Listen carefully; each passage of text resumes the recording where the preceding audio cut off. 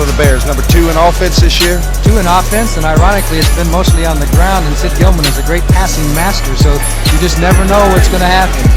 2nd and 6 from the 40-yard line of New York. Moorhead is wide right, Robinson left, Hammond and Coulter the running back. And Fencik going down the left side to Robinson. Oh, what a hit by Gary Fencik. Otherwise, he holds on to it, but Fencik knocked him loose from his senses. You think he didn't? Woo! Take a look at number 45, 6'1", 192-pound Gary Fencik, and he hit Robinson, who weighs 170, and almost knocked him to Jersey City. But you see little old Jimmy Robinson, don't you? Oh, he's on his feet anyhow. Watch Fencik lower the boom. And I didn't know that Yale people could hit like that, but he's been doing it all year. Watch this. Oh, you can't blame him for dropping that one. That is a headache, isn't it? That might be the hit of the year as far as games we've seen. It's Cedrin number 124 for Jimmy Robinson. For the Cardinals.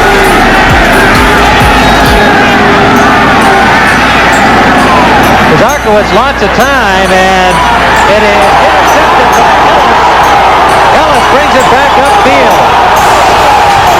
And he's knocked down at the 45-yard line of St. Louis by Theodis Brown. Well, he threw into the double coverage as Plank came off his coverage, and you're going to see a hit on Mel Gray that is unbelievable on number 46, Doug Plank, as he's going for the ball. Here comes Ellis, and there comes Plank, 46. Did he level him? Alan Ellis takes off up the field. He's playing for the injured Virgil Livers, turns back, and the Chicago Bears have the ball once again. First down. Stripe in Bears territory. Wide right goes Larry Mucker, number 87. If they go up the middle, they won't make it.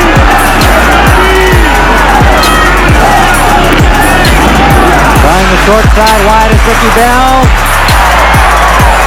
Appears to be short of the first down. Hicks was there. So was Plank.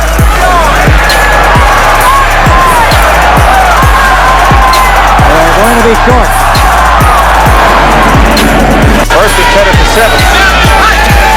Here's a blitz. Mark Wilson in trouble and a safety. Doug Plank, among others, got to Mark Wilson. And there's a safety. And the Bears have upped their lead now to 23-6, and they'll get the ball. Doug Plank.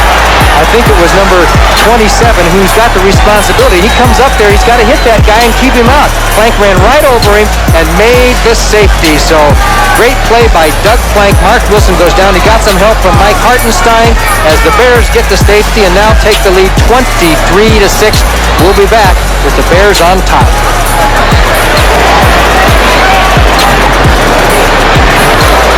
30. You'd like to see him throw an intermediate pass, a 10 to 12-yard pass is really what he needs to do.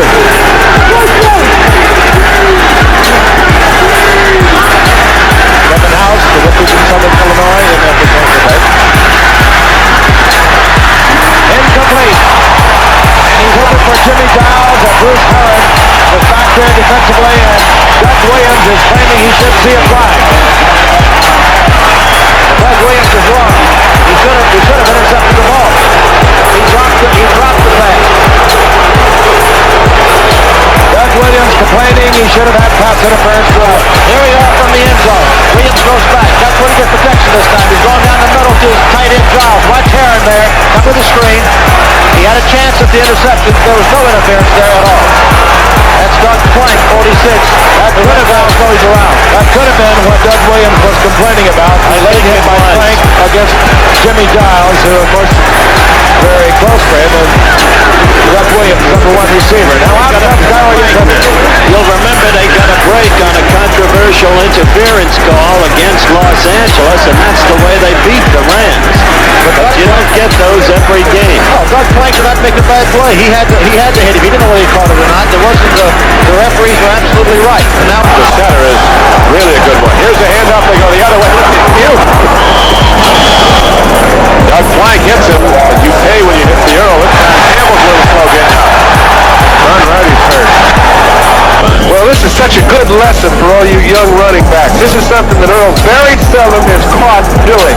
He leaves the air, leaves the ground, goes over Motowns. When your legs are in the air, you have no control of your situation. He got hit right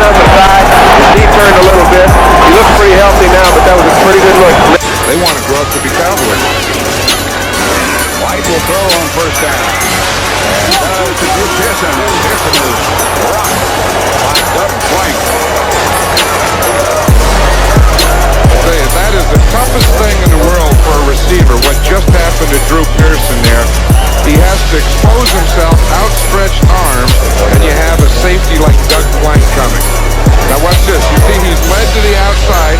He has a step here, but Doug Plank is outside. Now watch him as he stretches. You see that position there that he's in? He's completely exposed. He didn't feel it nor see it coming, and he had no protection at all. Those two Bear safety men, both are fine tackles. Plank and Fencik. Drew Pearson is tough too. He sure is. Watch this. Watch this. You see, he didn't feel it or see it coming. He wasn't in a position to tense to protect himself. One thing, he had that right arm down, so he didn't take that shot in the ribs. Took it more on the shoulder. Had a big day last week. What did he tell you yesterday about the coffee? Tom Landry got tired of the fact that he utilized him in that big day last week. Got tired of drinking that black coffee. He decided to put some cream in it. Soldier Field in Chicago. 8 minutes, 14 seconds to play in the first half. And the Bears, surprisingly enough, lead this one 7-3. Bounce 2 for Sanders, 40 yards.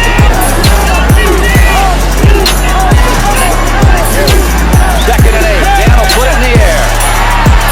Joyner, and he takes a shot.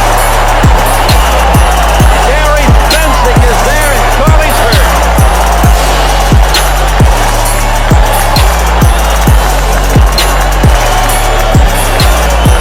Bill, I've been in this situation before, and what happened was that number 45, Gary Fencik, was just sitting back there waiting for something to develop, and they ran the same play they've run before, but they ran it successfully with Joyner coming over the middle, and as you can see, Joyner cannot see Fencik. Fencik just levels his shoulder pads with his helmet and shoulder pads down there, and Charlie gets it right in the face, man. Look at this. Oh. Now Charlie is up and walking off the football field. 34 years old. 13th year out of Grambling, 4 touchdowns. What can you say about Charlie Joyner? He was a fabulous pass receiver. He's going off under his own power, which means he's okay. He'll get back in there, and the best way to get back at a defender is to beat him for 6 points. That's a great play on the part of Gary Fencik. And they've made big plays at big times. It certainly had a lot to do. If you look at the rest of their stats, defensively and offensively, you have to wonder, how did they win 5 football games, and how did they beat the likes of Dallas, Miami, and the 49ers? Well, they've been opportunistic, and they have been here as well.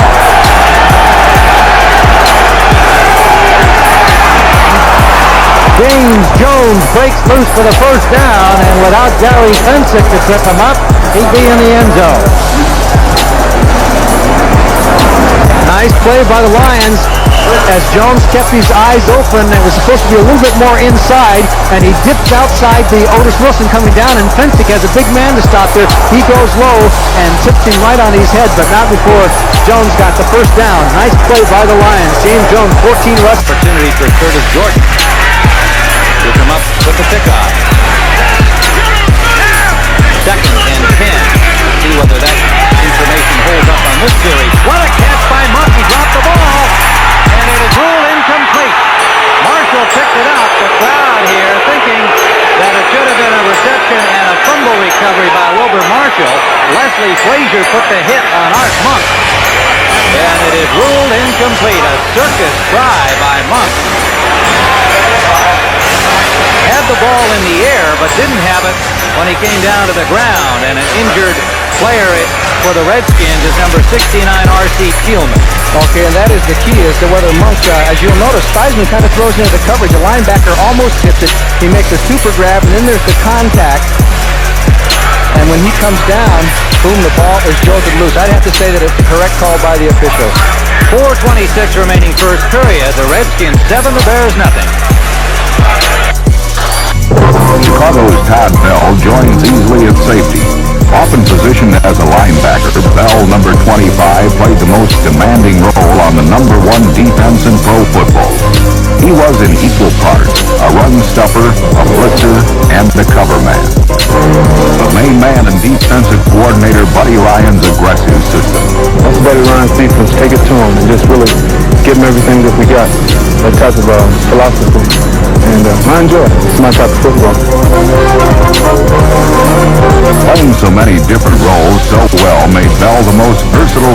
in the NFL. There as he beat the block by Joe Bostic. So, as you can see so far, the Cardinals have not been able to move the ball on the ground at all. They really haven't got a significant gain on the ground. It's been all passing, and they'll sometimes get yards on you when they can't make their running game work. So, as you can take a look at the offense and the defense, this is a classic confrontation. Second down, there was a loss of about a half yard, and there is a bigger one here as Todd Bell puts the sack on Neil Lomax with the safety blitz. And of course, Bell sometimes lines up as a linebacker, so to call it a safety blitz sometimes is a misnomer. Let's see where he was here. Yes, he comes right through the gap, and there's nobody to pick him up. As you can see, everybody is occupied, and Todd Bell gets through slick and clean. The only one that could have hit him was Earl Farrell coming out of the backfield on the draw play, and Todd Bell makes the sack. And we were talking to the St. Louis Cardinals, Jim Hannison. He said the thing we have to do is pick up the funny way that they blitz in their 46 defense, and at that time they did not do it.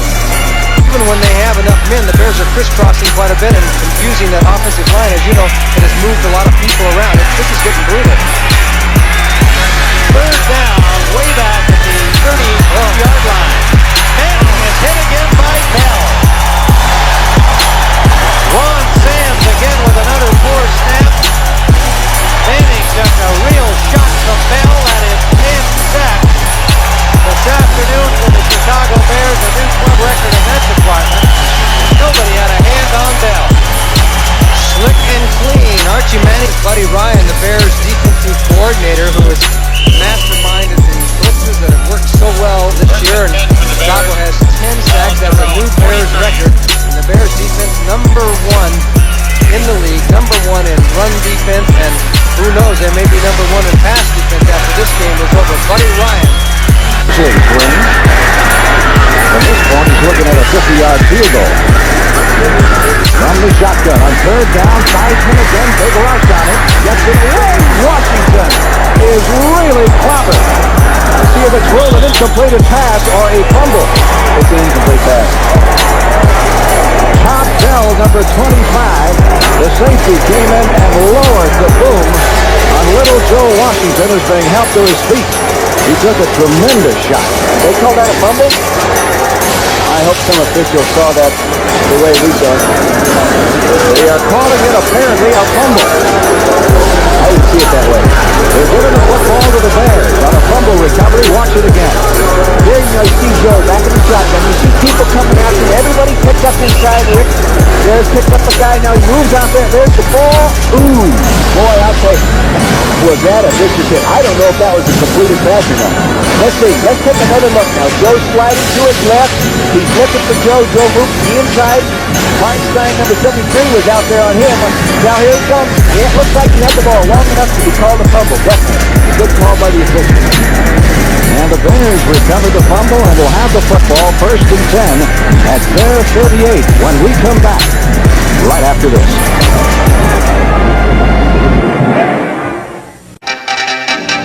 For 12 years, Gary Fencik was a receiver's nightmare.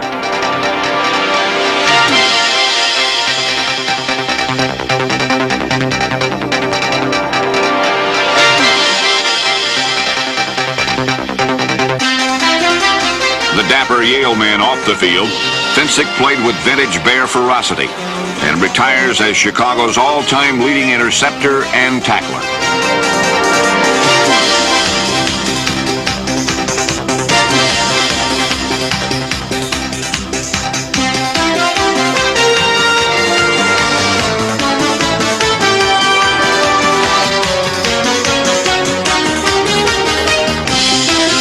Gary Fencik was a genuine overachiever, and in the season's final week, he rejoined the starting defense to face the Raiders.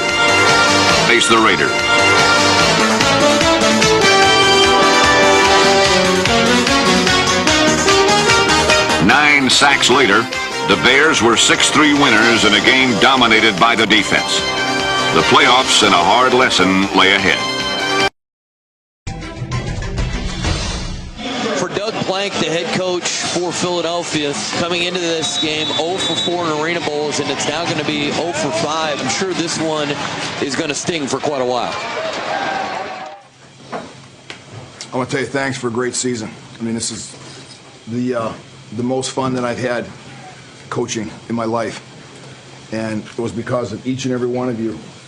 I know everybody's disappointed. I don't even know what words to use right now.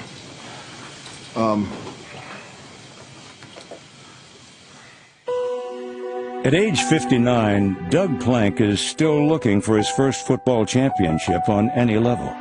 He played 8 seasons with the Bears and never won a playoff game. But to the top defensive minds in the sport, Plank's place in football history will always be one of the most celebrated. Oh, please, Doug Plank, well, obviously he is a ferocious hitter. The thing that I remember most about Doug Plank is he never left anybody standing. You could have the ball or not. He was going to come over that pile. He was going to hit somebody. Well, Doug did this. So that was in practice, and I was his teammate. He would play the game very hard. And he was all about hitting you as hard as he could.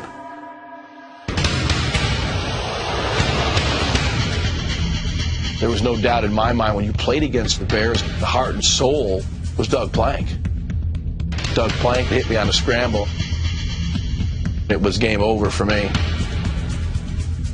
Look out, man. You better come I know. when you get You're right. It's a lot of pressure. This year, Ron Jaworski teamed up with Plank, first in the Arena League, and then to discuss how Plank's style of play would be viewed in today's NFL.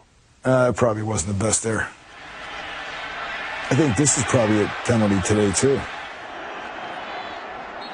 Oh, no. You're not getting away with this one. Uh-oh. Oh!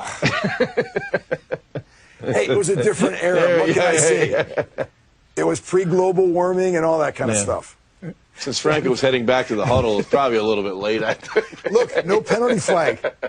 Some of us would pay the price because I had guys chasing me off the field after extra points thinking I was Doug Plank. At Ohio State, Plank was far from sought after. He started only 5 games and played primarily special teams. His standout performance came at Northwestern, just north of Chicago. I didn't realize it at the time. 2 Chicago Bears scouts came to that game. Chicago then drafted Plank in the 12th round to cover punts and kickoffs. And then the free safety gets injured in one of the preseason games. They asked me, Doug, have you ever played free safety? Of course I've played free safety. I've done it all my life. I had never played free safety before. By the time the preseason was done, I was the starting free safety for the Chicago Bears. Plank led the Bears in tackles and was near the top in interceptions. But his unique place in NFL history happened after the arrival of defensive coordinator Buddy Ryan. Buddy came to Chicago, and he looked at what we had. That's what I want to do. Well, wait a minute, I want to get something straight, baby. And we were not really a very good football team. He said, what can I do to manufacture, to create pressure on the quarterback?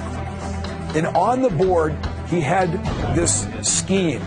I have to tell you, I don't think one person in the room thought that this thing would even work. I think it was Otis Wilson, our linebacker. He said, Buddy, what are you going to call this? He circled my number 3 times. He said, we're going to call this the 46 defense. It's named after Doug Plank just because he, had that jersey number. They just put it in because they brought Doug down basically playing a linebacker position, and that's why he called it the 46. Now, no one jumped up, came over, started slapping me on the back saying, Doug, this is fantastic. This thing is going to take the Bears to the Super Bowl. I mean, we didn't really give it much thought. He had a lot of coverages and a lot of things named after a number of different players on the defense. One of the jobs that I had done in the offseason, I was a Culligan water softener repairman. And guess what? Their water softener was not working well. Basically, within a few minutes, it was up and running, and he was so happy. So I always laugh. Maybe that was the difference between having it called the 46 defense or the 24 defense, because Jeff was right next to me just a few feet away. Ryan unleashed the 46 defense midway through the 1981 season against the highest-scoring team in the league, the San Diego Chargers. It had to be one of the biggest upsets that year in the National Football League. Statistically, I know that was one of Dan Fouts' worst days. The Hall of Fame quarterback was 13 for 43 with 2 interceptions, and the Bears won. But it wasn't until 1985 that the 46 defense received national recognition. You have a basic defense here you call a 46. What is that, Coach? What do you try to do with it? You know, offensive coaches, they like to think they're good. They run people over the field and put them in motion and do all this, and they want you to stand over and let them do what they want to. They don't like it when you don't.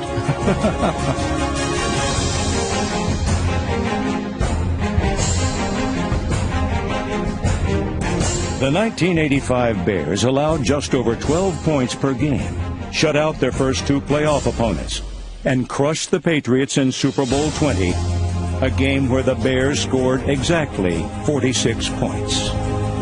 It's hard to argue that 85 defense wasn't the greatest defense of all time. The 46 defense was immortalized, but number 46 was long gone. He had retired following the 1982 season, and by 1985 was spending most of his time managing his fast food business. I did not get a chance to even watch every one of those playoff games because some of those days I was actually working at the restaurant. Plank did follow the travels of Buddy Ryan, and in 1994, Plank found himself literally at a crossroads. I was driving to a Burger King restaurant that I own in Tempe, Arizona, and I hear on the radio, Buddy Ryan's the new head coach, general manager of the Arizona Cardinals. And I'm thinking, do I want to get on there and congratulate Buddy, or should I go back and help in the drive-thru? Nobody else named the defense after my jersey number.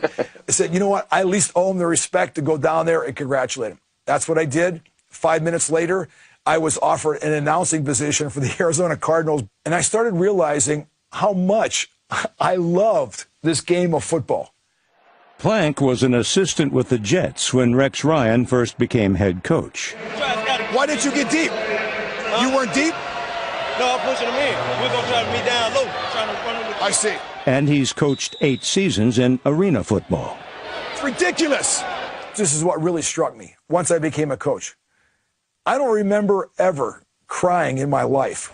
Let's go, B-Rob. Let's go. Let's go, Sam. But working with people and then having it culminate in a football game that you actually win. Yeah! Yeah!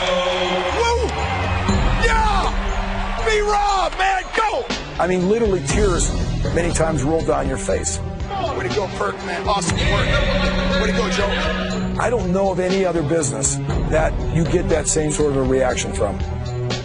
In the NFL, Doug Plank's number, name, and the defense he helped create live on. Hey, I'm thinking about playing 46 with 0. Let those safeties play down. Perk, pleasure to have you on here, board. In arena football, Plank will coach at age 60 in Orlando to tackle the one goal that has eluded him. I've got a message to tell football players this day. Shock your system. Take it to the limit. Don't give us 50% effort or 75% effort. Give us 100%. When I came in here, undersized, not fast enough, not big enough, Doug Plank survived in the National Football League because he brought his A game every day. The impact Plank made as a player is undeniable. This is what we call 46-5 blitz. But of all the things he's received credit for, should this hit on Ron Jaworski be one of them? Is that Doug? That might have been Gary. It's Fencik. Yeah. See, I'm innocent once again. Coach, I apologize. I am not guilty of the crime. I apologize. I feel so much better now. See, I can tell you're beaming. You're upset it wasn't you. I started learning how to deal with concussions. I would take a ton of aspirins before the game even started. I don't know if that would help me. I would put smelling salts in my socks, in my pants. So I already had the smelling salts out there.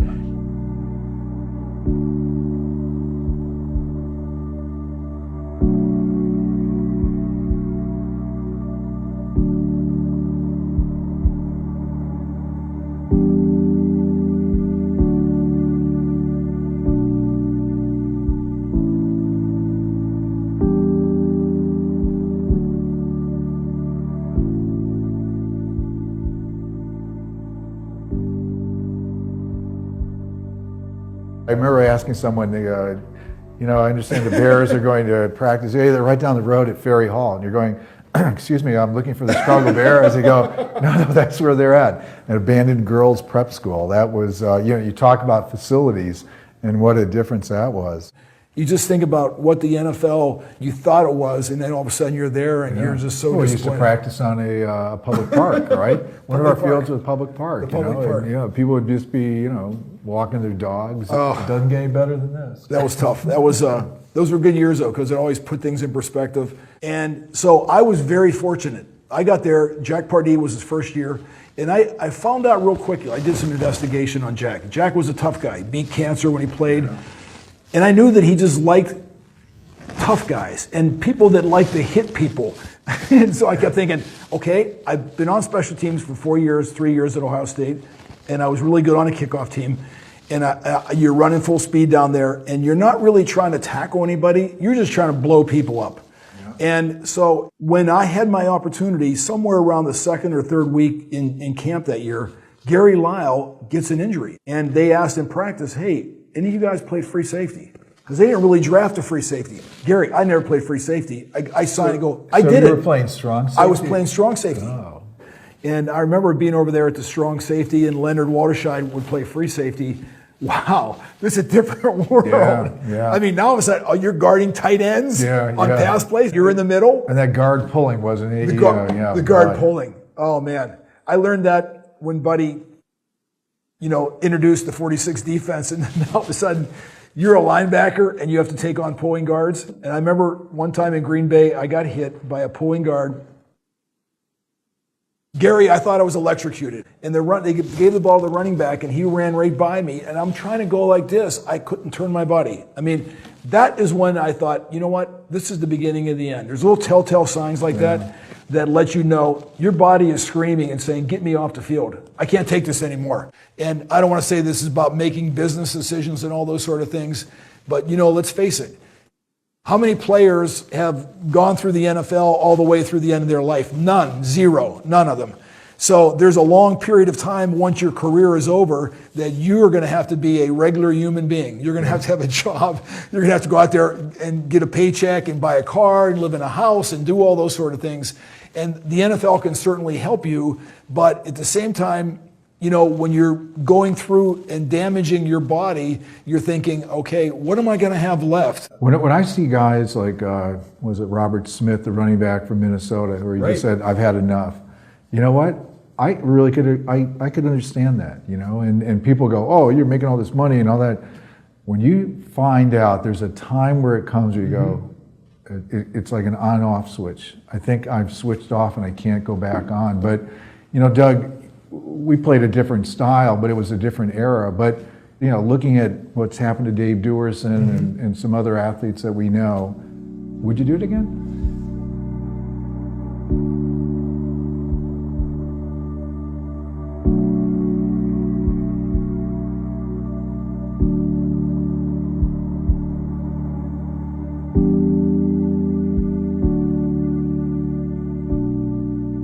I think about it because, now we all know what the consequences are. And, so you start thinking about the repercussions of it. And, concussions for me went way back.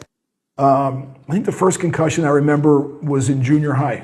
And really? It was, I just had a severe headache. It wasn't anything visual, but it was a severe headache after. From football? From football. So for me, in terms of the risk, we certainly didn't know anything about what they do today. I know what it felt like. I could, but the crazy thing is, I started learning how to deal with concussions. I would take a ton of aspirins before the game even started. I don't know if that would help me. I would put smelling salts in my socks, in my pants. So I already had the smelling salts out there. And the other thing is, okay, you're not playing it at 100%, but maybe you're ratcheting it down to 70% or 60%, and you're staying deep. I was the free safety, so I'm the deepest guy in the defense, and you can run around for a couple quarters, kind of get your senses back. And I know nobody wants to go to the sideline because you don't want your backup, who might be 4 years younger than you and making half of what you're making, getting that opportunity. That's what I got. I got an opportunity because you got injured, right? Yep. You don't want anybody to ever do that. But the question about whether you do it again, I don't have any problems right now, but it doesn't mean that, what if 5 years, 10 years, 2 years, you go, oh, you're starting to have problems. You're going to blame it only on football. I don't know. I think you and I know too many guys, too, that certainly some people have suffered some consequences as a result of concussions. I do say this, I think we're all different. Each of us can sustain concussions, separated joints, other things. And others, you know, I read these articles about these young kids that play football like one game or 1 year, and all of a sudden they have this spatial disorientation after getting one concussion. They just can't recover. They can't get their balance back. I mean, it's a horrific story. I do think, you know, parents wanting their children to be mimicking tackle football at the ages of 8, 9, 10, way too soon. You know, I know what happened in my family. No one really understood or knew what the consequences were. But I would have a really hard time sending my 8, 9, 10-year-old son out there playing tackle football, repetitively getting hit in the head. The NFL could have such a great role in being a leader on this issue, and instead it's the head in the sand. I mean, I don't think anybody wants to see, you know, cutbacks in terms of NFL rules and regulations and stuff like that. But a few changes in football, I think, make it more entertaining, make it more fan-friendly. You know, hopefully, you know, people, parents, coaches, if you are playing sports at a younger age, that they're a lot more diligent on really monitoring and not trying to be macho and say, hey, you know, you got to tough this out. Really saying, hey, look, you know, hopefully we have better tools to be able to address that and make it easier for people to say, you know, a simple test, hey, I'm looking at your eyes, or, you know, they're going to have sensors in the helmets. They will create better awareness, I hope, for any type of concussion. Maybe there's a, you know, pounds per square inch. If you get a blow over whatever, you got to come out regardless. I don't know how many guys are out there like you and I that could play together that long and that have many tackles and hits and things like that. Let's do it this way, Doug. If either one of us gets CTE, there's not anybody going to go, no, really? You're right. Really? Oh, what a shock. I mean, they're not. But I do know that, you know, at the Bears alumni dinner where people used to talk about, hey, I hear you, I remember seeing you. I never knew that you could even get an artificial shoulder. Oh yeah, I got 2 of them. But now nobody talks about those. It's like, hey, how many concussions do you remember getting? And that's changed the entire dialogue. And I'm sure that players today are thinking about it a lot more. This is almost like, why do you wear a seatbelt in a car? You know, well, you know, there are precautions that you can take to hopefully increase the chance of not having something like this happen.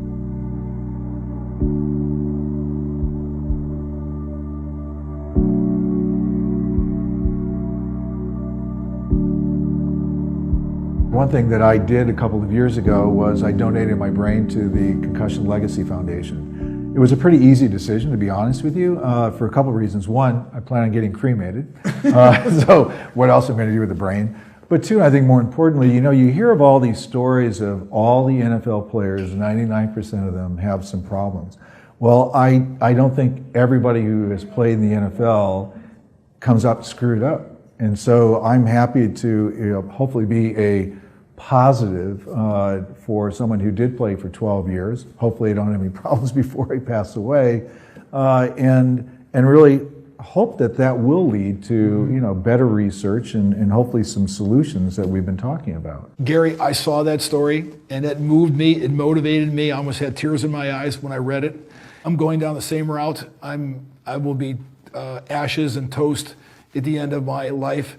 And, you know, the Concussion Legacy Foundation, I think they do so many good things. And I think what really motivated me the last couple of years is having fellow teammates that I know are being affected by this disease. And it's so compelling afterwards. You know, these were your teammates and your friends and people that you came to work with and drove together. And all of a sudden you could tell that they're just struggling right now. And you just feel like, I want to do something. And I feel like this is the best thing that anybody could possibly do, especially players like yourself and myself that have suffered injuries, a lot of head trauma, things like that.